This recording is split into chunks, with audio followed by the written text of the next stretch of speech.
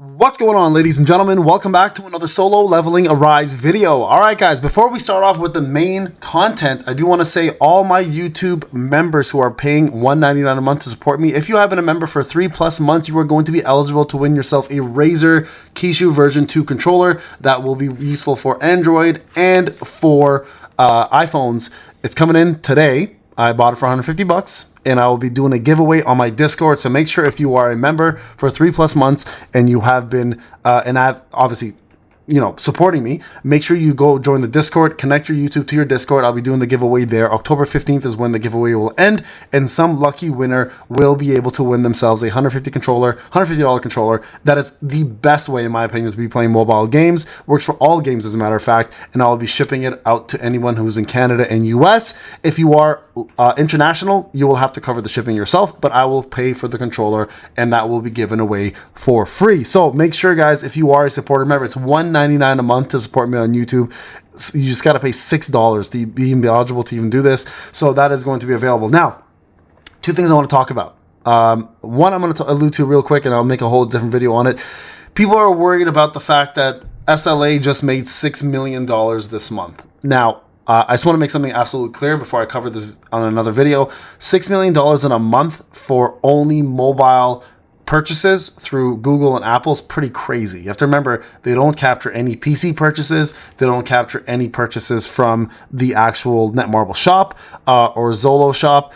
None of that stuff is captured in this number. So for those people who are like, it's a dead game, is this game gonna die after making $6 million in a month? Y'all crazy. You have to remember, Charlotte and Harper came out, two of the least wanted characters, and they still made $6 million.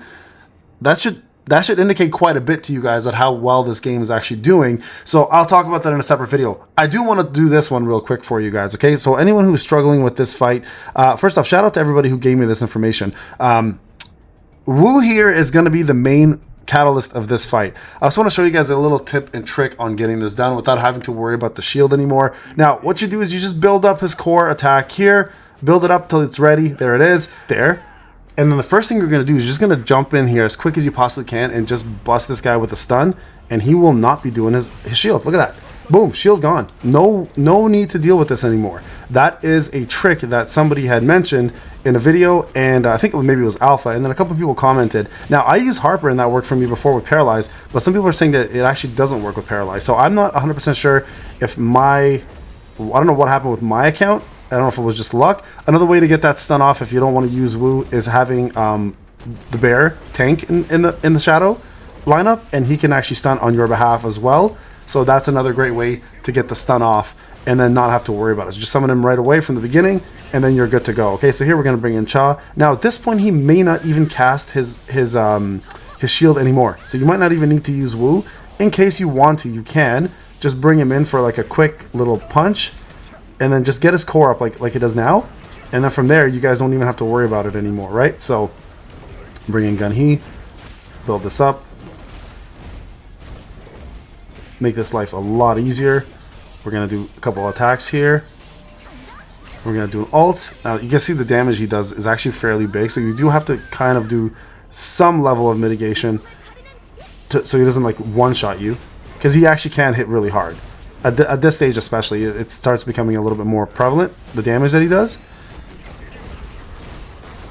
With Gun He, you can pretty much avoid all of it because he has the shield, but I would wait till this whole thing is done unless you want to dodge it like this, right? And then you can just go in with your attacks. But you guys can see here, without that shield being a factor, this fight is so much easier, man. It's not even a joke. It's not even like a joke how easy this is. Like, look how much faster we're doing this.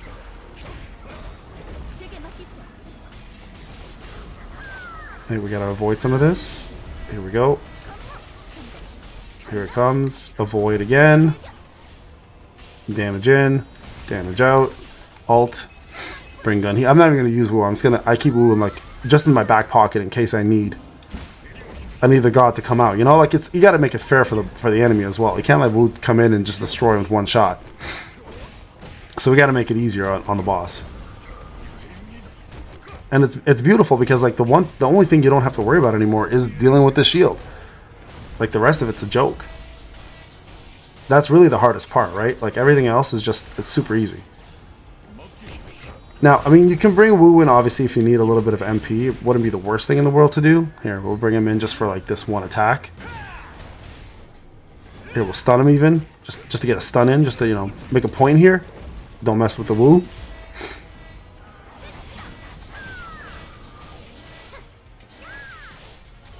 There we go. One more hit, and we're done. Here, we're going to ult this. Kill this off. There you guys go. So way easier. For those who are struggling with this fight, try that method.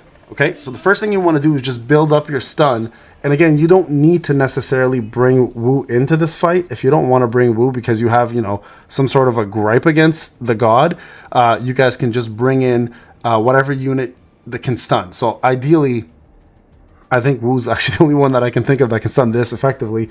You guys can always bring in tank, right? The bear. So that's an easy way to get that one done. So I highly recommend doing that, giving that a try. Now, like I said, in terms of the state of the game, guys, honestly, I know a lot of you guys, remember, I always stress this. I don't work for Netmarble. I have no reason to make them look better than they deserve. But I am very much against shitting on people or a company if they're actually performing well. And I do feel like Netmarble is still performing well. I still think they're doing a good job with the game. Do they have a lot of hiccups? Sure. But having $6 million, I may as well just talk about it now. Having $6 million in a month on an off month where you had bugs, issues, two characters that literally nobody, and I mean it, nobody want. You guys know this. Nobody wanted these two characters. Is not a bad month to have. And again, the fact that they're not even, you know, taking into account all the extra ways of purchasing, and probably the majority of people purchase from the shop to get those Arise points. So I really do think the state of the game is fine. I just think they messed up this month. Like that's the big thing, and I think they're going to make up for it. Quite honestly, I really do. So I don't know. Like I feel like people are finding reasons to either shit on the game or, you know, try to make content on it. I'm not sure, but overall I do think the game is in a really good place, and I honestly believe that it's going to continue being in a good place for quite some time. And it's not something I'm personally worried about. People are like, "Oh, the game is dying, bro." Have you played some of the games I've covered? Street Fighter Duel, for example, which only makes like 300K, is going on. It's almost on its second year now, which is insane to me. And that's Street Fighter, bro. That's a massive IP. You know, like. Think of like other games that are making less than $1 million that are massive IPs. Like Epic 7 makes less than $1 million. This is almost on 10 years. Like, not everything is going to be Dokkan, right? Not everything is going to be making that kind of money every single month and lasting for 10 years. But Solo Leveling Arise is in a really good spot right now. Even with the, you know, the lack of or lowering how much it normally would make, it's still making quite a bit. So yeah, I think for those folks who are just, you know, finding reasons to get worried about this game, I think you're doing yourself and, you know, the people around you a little bit of injustice. We got to be a little bit more real about it. Yes, was this month bad in comparison to other months? Absolutely. There's no denying that. I think Netmarble knows it. We know it. I think anybody with any form of relevance to this game knows it. Like, right? It's obvious how much worse they did this month. But is it a bad month? Not really. In relative to how they would have done before, sure. But again, your characters drive your profit, right? So if your characters are shit and nobody wants them, well, no one's gonna buy them.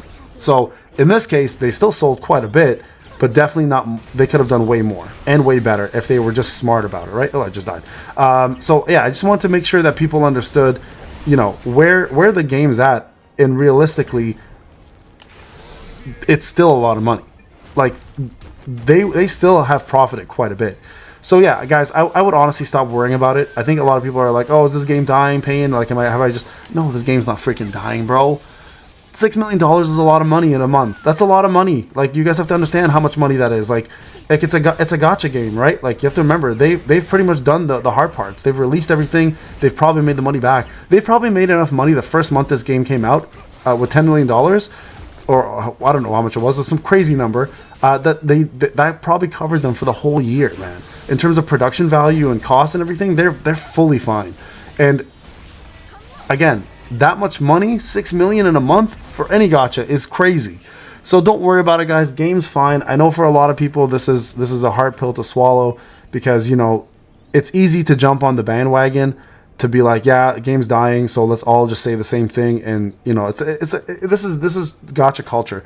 It's like a domino effect. The more people talk about it, the more people get it out there on the internet, the more people actually start believing it, and people start actually being influenced by it. So I really do hope a lot of you guys use some common sense here. Like I think yes, is the game struggling in comparison to how it was before? Absolutely. But that's usually how it is. 6 months into a game, games struggle. They lose money, they lose players. But with the 6-month anniversary, you're going to see Thomas Andre coming out. It's just going to go right back up. And then what are you guys going to say, right? You have to remember, the gacha system drives the sales. So when the characters come out and they're not wanted characters, you're going to have sales like this where things are just not going to go that well. When the gacha system is great and everybody wants to play, you'll see the sales will actually go up. So yeah, don't worry too much, guys. I think a lot of you guys are stressing for no reason. I think the game's fine. Again, look at other games that I've covered. They're still going for 2-3 years and they're making like 100K, and they're big ass IPs too. So don't I think just bringing out that really negative news, like game is dead kind of scenario news, is doing the community an injustice, and I think also doing the game an injustice.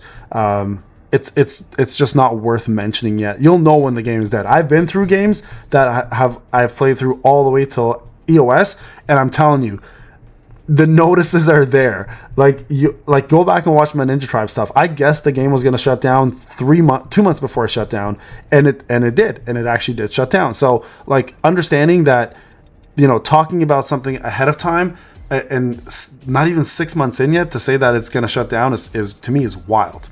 It's wild.